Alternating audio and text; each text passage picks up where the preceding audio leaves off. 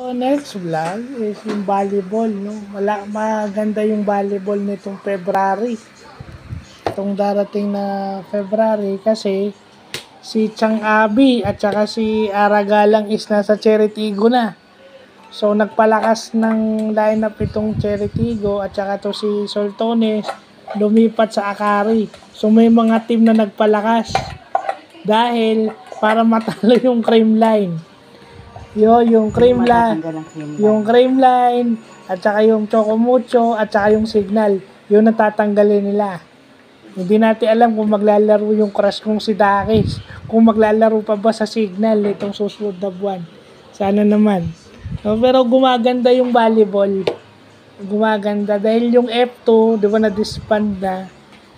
Yung mga players sila kalat-kalat na. So, may ano na yon, may parity, may competition na, hindi yung kagaya sa basketball na nasa isang team lang yung malalakas na player o nasa isang sister team lang yung malalakas na player. Ang sister team lang naman dito sa volleyball is yung Chocomucho tsaka yung Creamline. So nagpapalakas yung ibang team para talunin tong mga to. Ito si BDL, si Bea de Leon at saka si Denden daw ililipat ng Creamline. Yun ang masakit, natutulad sa basketball.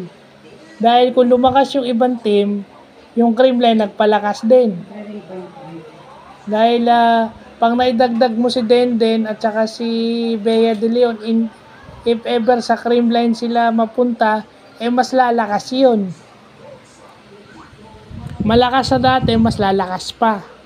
Pero yun nga lang, medyo mawawala na yung chemistry kasi may mga bagong player na dagdag. So, magandang panoorin tong PBL nitong darating na February o March.